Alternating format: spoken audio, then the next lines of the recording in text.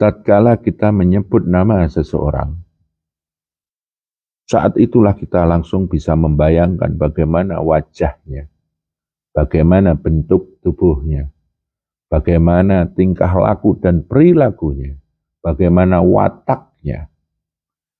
Dikarenakan karena kita sudah mengenal orang tersebut. Nama yang kita sebut adalah sebagai satu simbolisasi yang mewakili seseorang yang kita beri nama itu.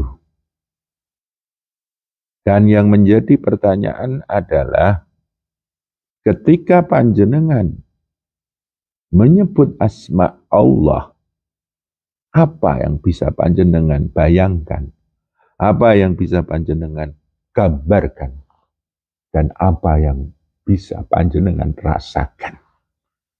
Kita sering berzikir, menyebut nama Tuhan kita, Allah, Allah, Allah, Allah.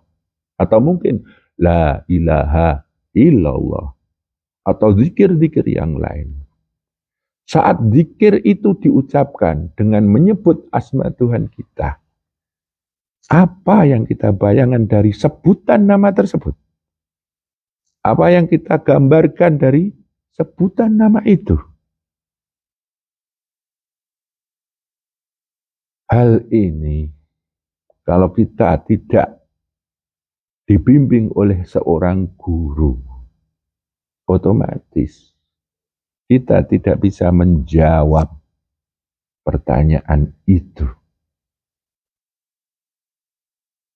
Dari keterangan guru-guru yang pernah membimbing saya,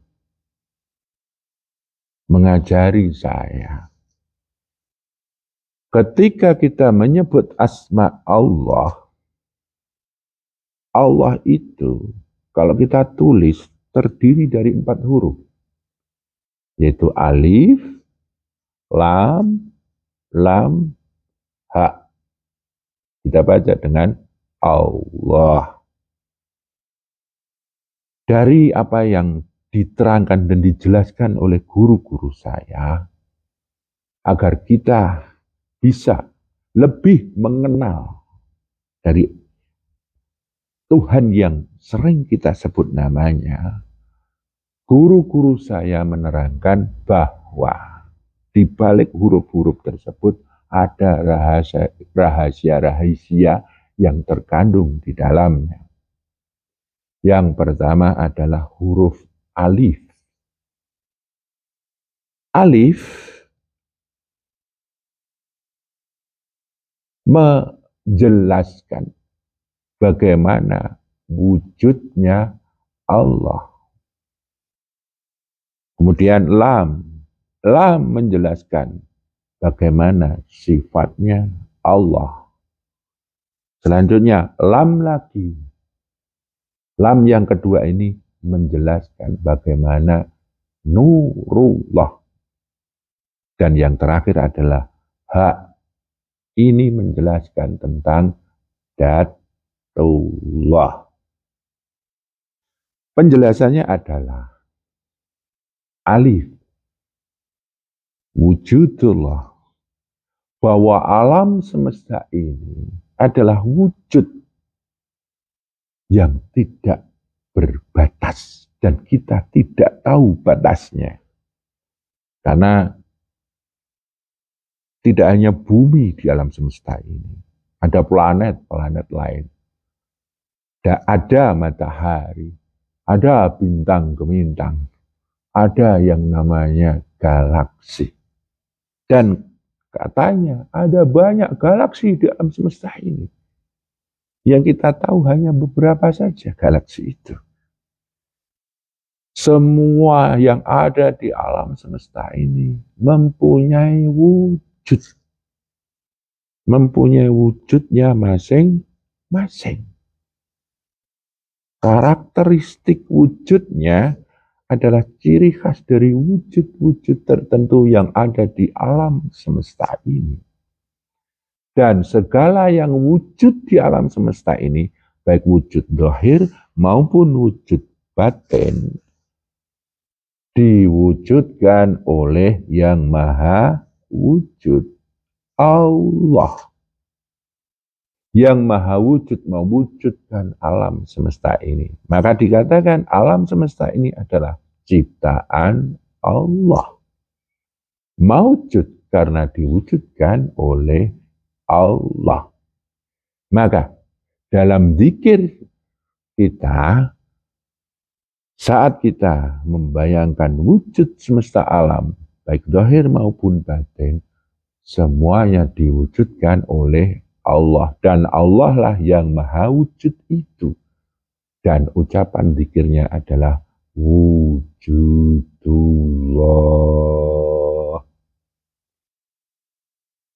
Dan ada semesta kecil, yaitu semesta pribadi kita. Diri kita pun ada wujudnya. Dan wujud kita diwujudkan oleh Sang Maha Wujud. Allah sebutannya. Dan diajarkan bahwa saat kita menzikirkan diri kita dengan lafaz wujudullah, itu adalah menyambungkan wujud kita ini sebagai makhluk dengan Sang Maha Wujud. Dan dalam zikir itu kita tunduk dan sujud kepada Yang Maha Wujud. Itulah hakikat alif. Selanjutnya lam. Sifat. Segala yang ada di alam semesta ini dengan wujudnya mempunyai karakteristik sifat masing-masing.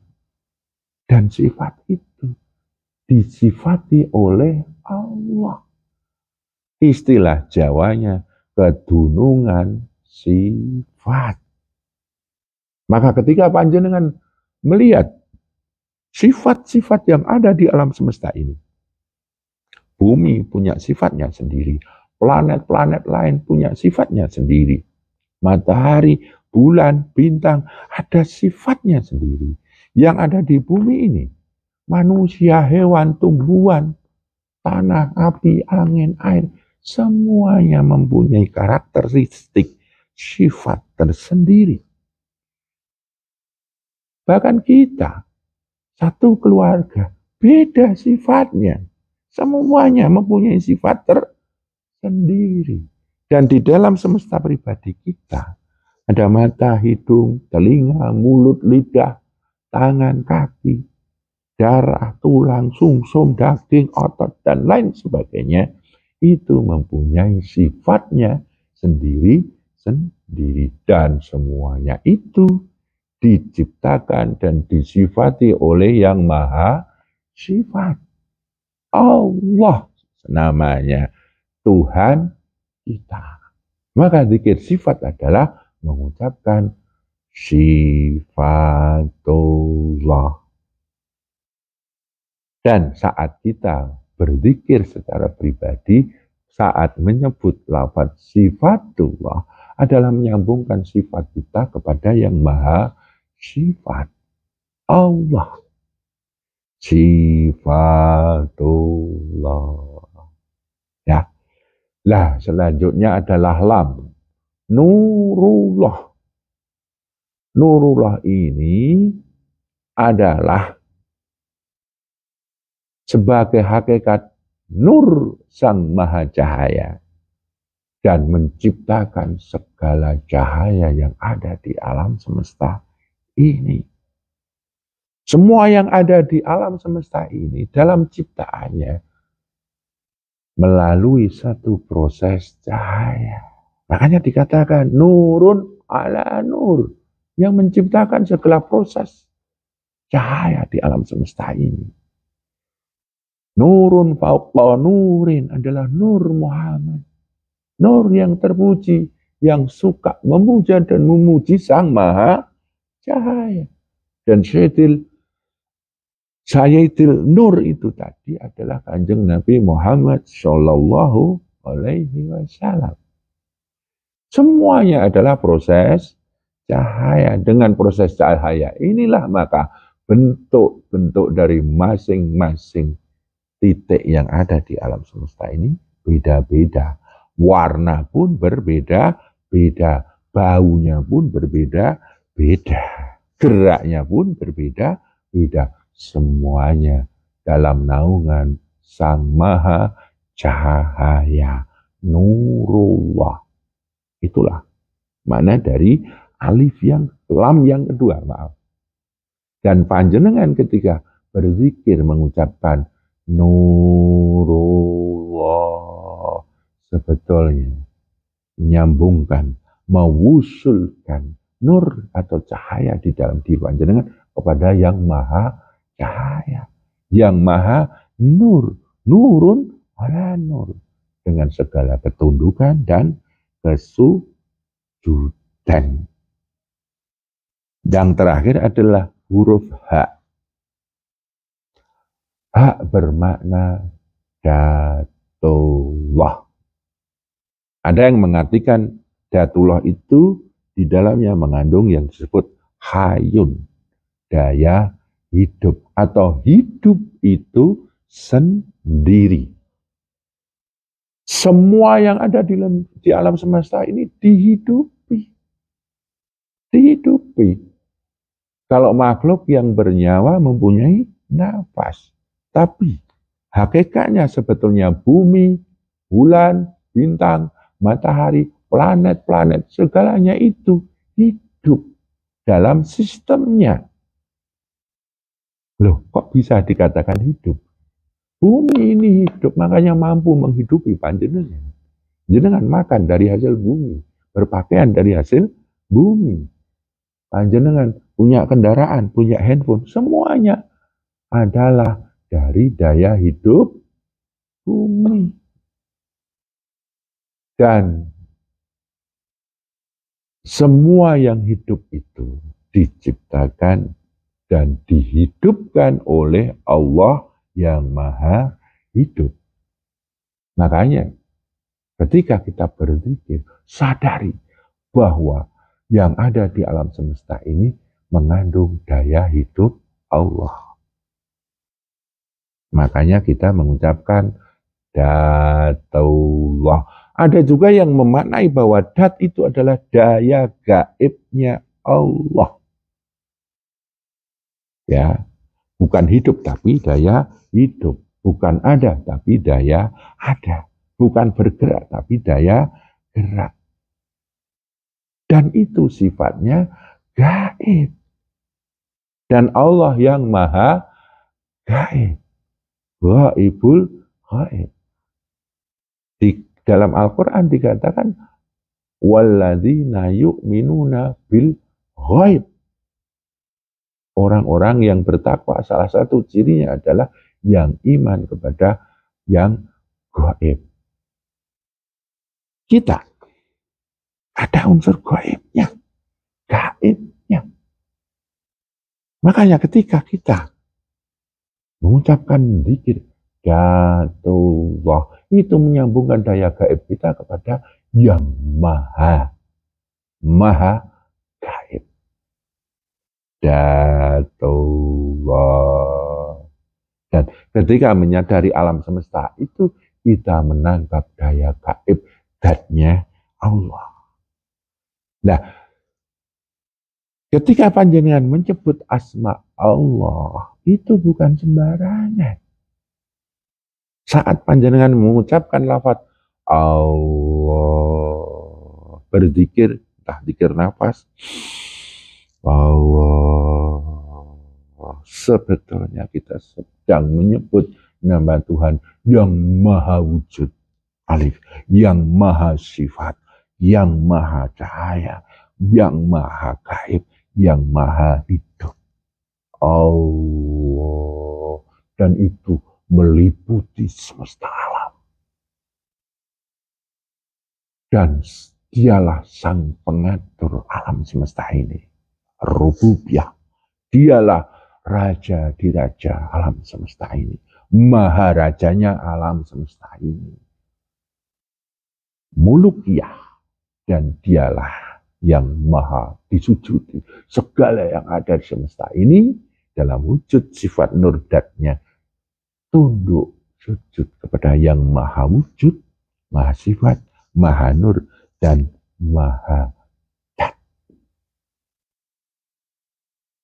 Ini diterangkan oleh guru-guru majelis kita, agar kita ketika menyebut asma Allah, itu bukan hanya suara belaka yang tidak bisa kita pahami, tidak bisa kita pikirkan, tidak bisa kita rasakan. Hanya wujud suara saja. Ya ampang nanti. Agar lebih berkualitas, lebih berisi, maka diterangkan bahwa lafaz Allah itu adalah simbol nama dari Tuhan semesta alam ini. Jelas ya? Nah, kalau panjenengan sudah jelas, mulai sekarang ketika menyebut lafaz Allah, pahami itu semuanya. Kemudian sadari, rasakan, resapi, dan hayati. Selanjutnya, jiwai. Insya Allah, zikir panjenengan akan bisa memperjalankan panjenengan kepada ma'rifatullah. Kenal Allah. Kenal sebenar-benarnya, kenal Allah. Entah secara ilmu yakin, ainul yakin, hakul yakin, ataupun isbatul yakin. Kenal sama Allah.